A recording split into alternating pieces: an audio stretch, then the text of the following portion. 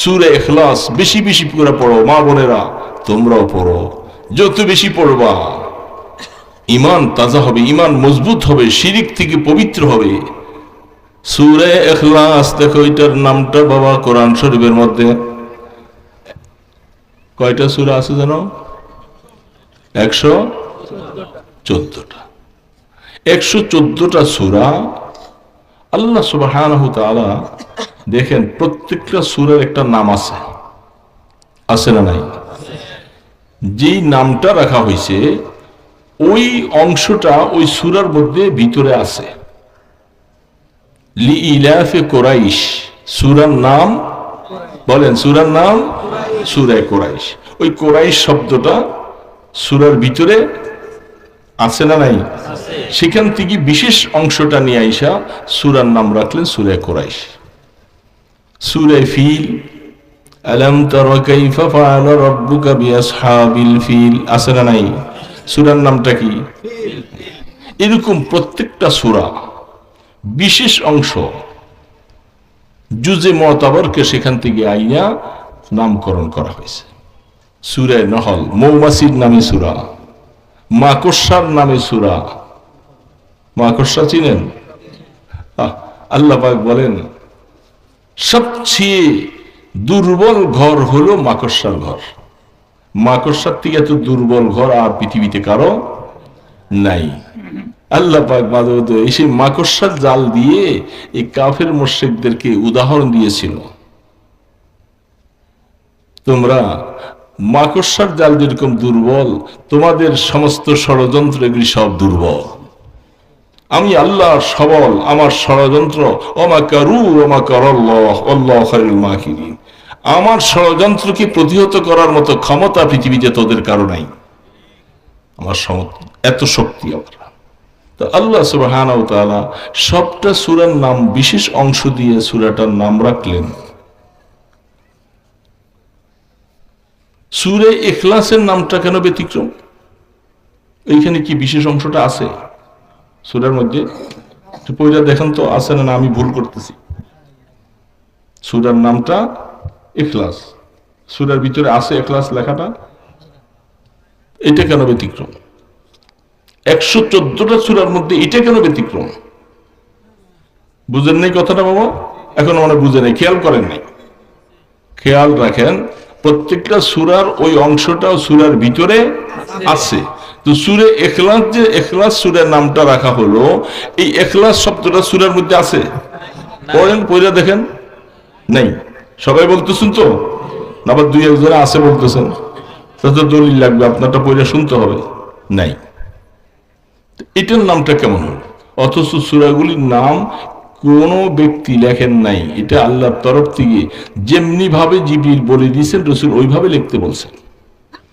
এই সূরাটার মধ্যে ইখলাস শব্দটা দিয়ে সূরাটার নাম রাখা হলো, কিন্তু ইখলাস শব্দটা সূরার মধ্যে নাই। এ কি আজীব ব্যাপার! আর শব্দটা বুঝছেন, শব্দটা কি নাম? এমন একটা নাম রাখা হয়েছে আল্লাহু আকবার, যেটা সমস্ত দ্বীনের মূল চাবিকাঠি। সমস্ত দ্বীনের চাবিকাঠি হচ্ছে জিবরিল আলাইহিস সালাতু ওয়াস সালাম যখন আল্লাহর পয়গম্বরকে প্রশ্ন করতে আসছেন, মাল ঈমান ওয়া মাল ইহসান, তখন রাসূল বলতেছেন, দেখো প্রশ্নকারীর থেকে উত্তর দেনেওয়ালা বেশি জানে না। তার মানে হলো আমার এগুলি জানা নাই, তুমি জিজ্ঞাসা করে আসো। জিবরিল আলাইহিস সালাম আরশে যায় আল্লাহর কাছে জিজ্ঞাসা করতে 6 মাস সময় লাগছে। কি বলেন? হ্যাঁ, সময় লাগে 1 সেকেন্ড। যিনি নূরের পর পৃথিবীর পূর্ব প্রান্ত থেকে মারলে পশ্চিম প্রান্তে যাইতে 1 সেকেন্ড লাগে না।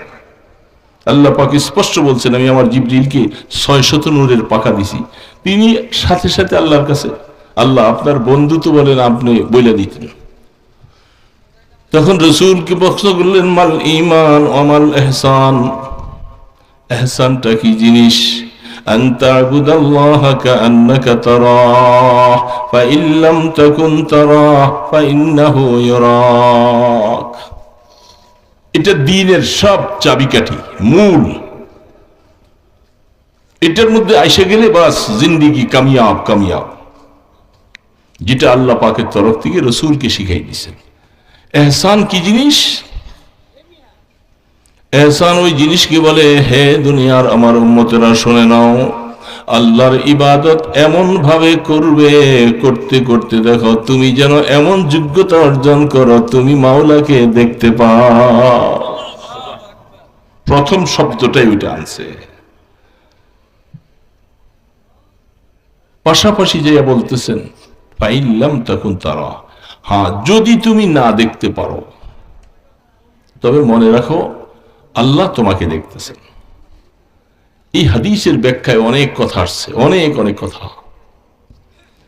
প্রথম শব্দটা যখন আল্লাহ পাক বলছেন তুমি এমন ভাবে ইবাদত করো, ঈমানকে তৈরি করো যেন তুমি আল্লাহকে দেখতে পাও, তার মানে হচ্ছে দুনিয়াতে না হলেও ঈমানদার তার আমলের বিনিময়ে আল্লাহ তাকে এমন পুরস্কার দিবে সে জান্নাতে যে আল্লাহকে দেখবে। এর বাবা দেখবে কি দেখবে না? দেখবে। লা তুদাম্মুন, আল্লাহ পাক বলতেছে হাদিসের মধ্যে আসছেন আল্লাহকে দেখতে যে কোনো ভিড় হবে না, চাপাচাপি হবে না, ধাক্কাধাক্কি হবে না, মানুষ পায়ের নিচে নিষ্পীত হয়ে যাবে না। আল্লাহকে তুমি তোমার জায়গার মধ্যে থেকে চাঁদ যেরকম দেখতে পাও কোনো অসুবিধা হয় না, আল্লাহকে জান্নাতে যাওয়ার পরে এইভাবে দেখবা।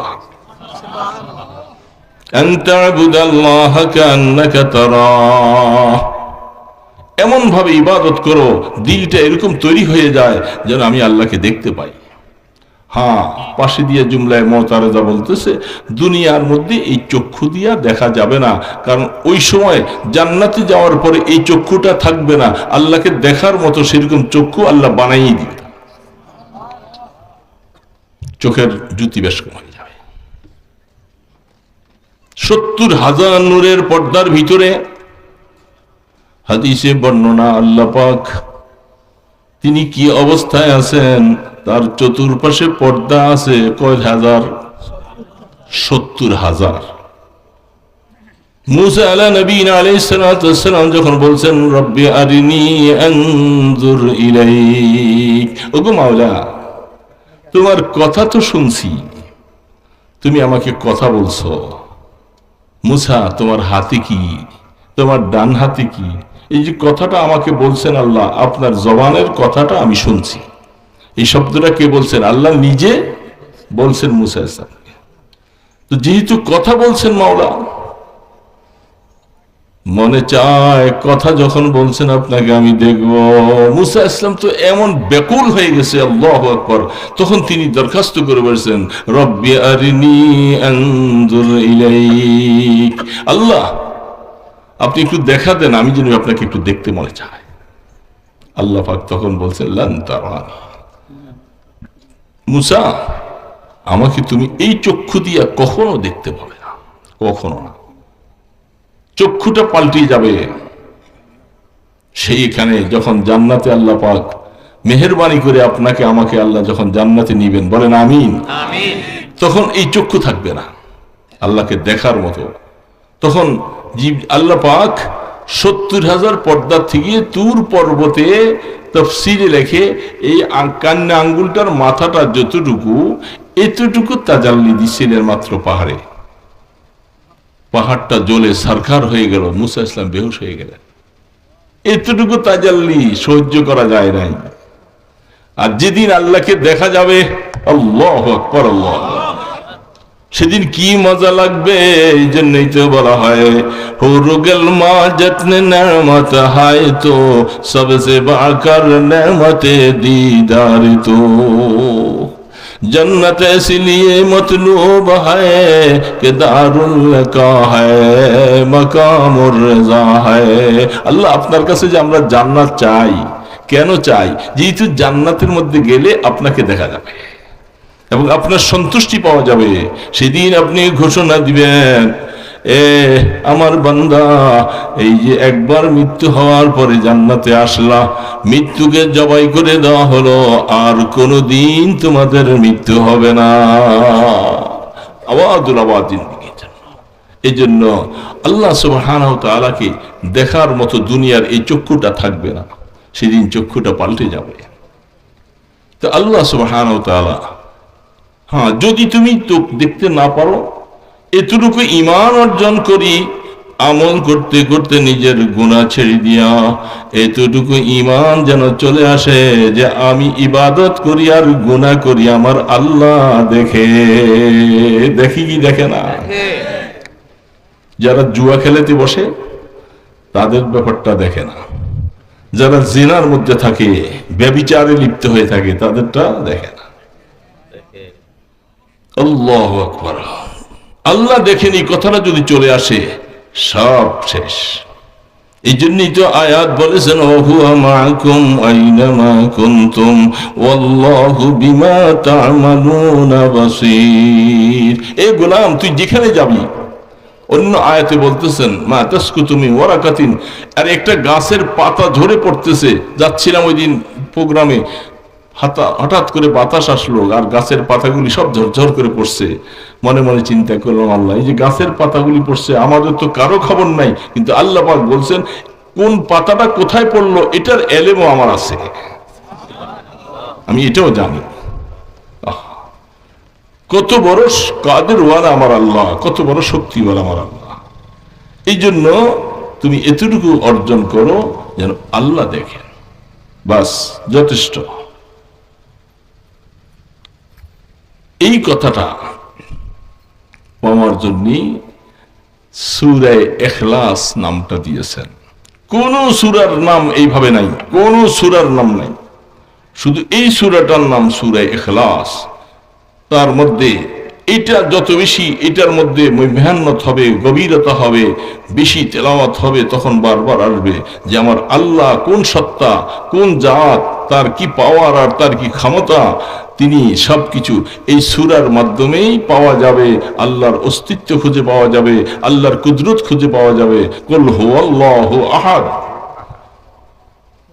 আল্লাহ বেনিয়াজ, কারো মুখাপেক্ষী নয়। সারা পৃথিবীর মানুষ যদি আল্লাহর ইবাদত না করে, একটা সেজদাও যদি আল্লাহকে না দেয়, আল্লাহ পাক বলে আমার খোদাইত্বের এক জাররাও কমবে না। তোমার ইবাদত দ্বারা আমার আসমান জমি টিকিয়ে রাখছি। সবাই মিলে যদি আমাকে সেজদা করো, কাফেররা যদি মুসলমান হয়ে যায়, ইহুদিরা যদি মুসলমান হয়ে